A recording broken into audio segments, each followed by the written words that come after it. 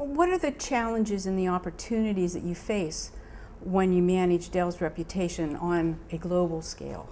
Yeah, I hear the emphasis on global, but let me give you a little bit of context of where Dell is today. So Dell has an incredibly strong heritage. We are defined by something very specific about related to our business model, the direct model, the innovations that Michael brought to the supply chain and really democratizing access to PCs.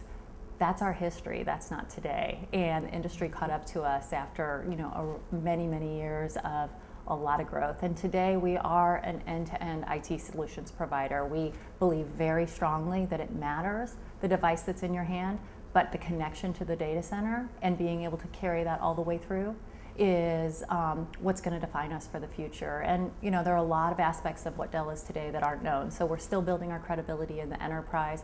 We have more than 40,000 services employees who are really on-the-ground consultants who are helping to build IT infrastructures on behalf of our clients, and really creating that understanding, building our credibility and creating awareness for where the company is changing and transforming is the challenge that we face. And for us, that's started internally, as I think anyone would say it has to. We had a few fits and starts, I will say. So, we've been on this trajectory where the company has been very clear about what the growth strategy is and where we think it's going to take us in the future for about 3 years. In parallel with defining that growth strategy, we did a really hard internal look at our brand. Said, what does that brand mean and how can we use that and leverage it to carry us through this transformation that we're trying to go through as a business. There were some surprises along the way. First and foremost, we thought that because we're in the consumer business and we're growing and very big in the enterprise business, that we were different things to IT decision makers than we were to consumers. We really quickly learned that IT decision makers are sending their kids to college, they're reading the Sunday paper, and they think of Dell in one way. They think about us in terms of practicality, access, really being able to rely on technology to help them achieve what their goals are. It's not about the technology, it's about what they're trying to achieve. And that was a big aha moment for the company. And to really say, well, we can align behind that. And we're one of the few technology companies that's still run by our founder.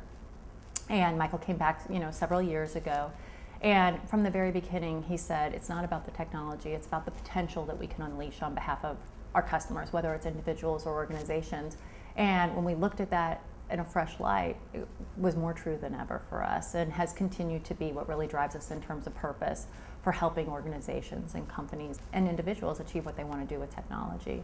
And so for us, in terms of a challenge, first and foremost, it's getting an engagement with a workforce that started out, been there before. We've seen a lot of different changes. Getting that level of engagement, we're really proud of the work that we did.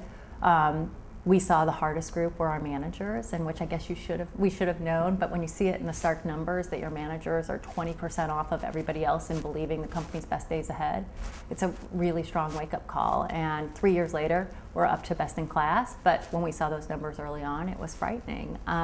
Since then, we've worked very, very hard to continue to define the company and to show the proof points of how everything that we do each day, both for our employees, for our external stakeholders, and for influencers, ladders up to what the company is going to be in the future as an end-to-end solutions provider. So, 8 to 10 acquisitions every year for the last few years, trying to diversify the portfolio, really strong presence in the data center today, and continuing to push and define that and build that credibility.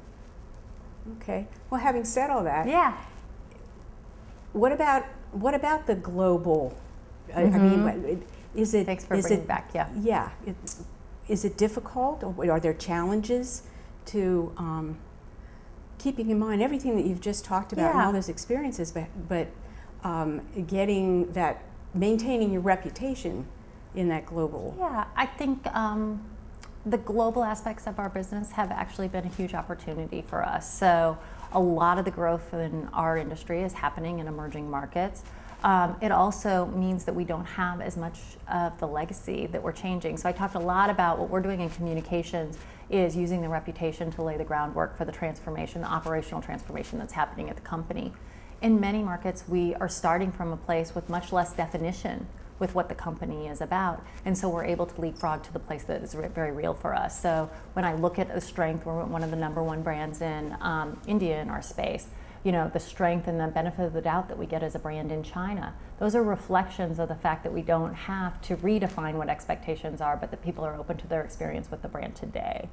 I think the other piece is that Dell has embraced social media from the very beginning and really been open to the transparency that it pushed forward. And so there's lots of war stories to share of how we got there, but we were one of the first companies to launch what we call Idea Storm, which was really crowdsourcing an invitation for our customers and other folks to say what would they like to see in our products, what are their experience with the brand, and what would their suggestions be. And today the backlit keyboards that you get in a notebook as a result of some of those things, there's lots of examples that we can have of how that embracing what's available in that transparency on a global basis has made a big difference for us. Mm-hmm. Talking about the counseling role. What's the status of it in the corporate world today? But do you think it's growing in importance or diminishing? And was there a difference in that role, the counseling role, between when you managed the agency teams versus when you became the vice president of global communications for Dell? What are the differences that you saw? I think for us, we're at a stage in the company's development where the need for strategic counsel on communications and reputations issues are more important than ever. And that's not to say that it hasn't been important in the past, but for us to successfully navigate both a brand and reputation transformation and to become defined as something different than we are so widely known, we're relied on in a way, and there's an extra level of expectation than perhaps that is incredibly important to the company today. What that translates to in terms of expectations for us is to really understand the business, to be very, very close to the data in terms of what are sentiments, and to be able to share that and to translate that into what are our choices at different junctures in terms of key issues. So what is the appropriate role for our key executives? How many messages can we effectively deliver in the market to actually build the credibility? How quickly do we migrate through sort of the evolution of our story? And doing that in really close partnership with the IR team, with the HR team, and to really have an alliance around the folks who are helping to manage all of those stakeholders. Okay. I'm going to ask you something about you personally. Sure. What's the biggest challenge that you faced during your career? In my job today, the biggest challenge that I face, or the one that's evolving and on the horizon, I think, is demonstrating a tighter relationship between communications as an effective marketing tool and being able to show that in very measurable results. I think we're well beyond the place where people understand how important reputation is and how we're actively managing the reputation and reinforcing the overall corporate intent and where we're going from a growth strategy.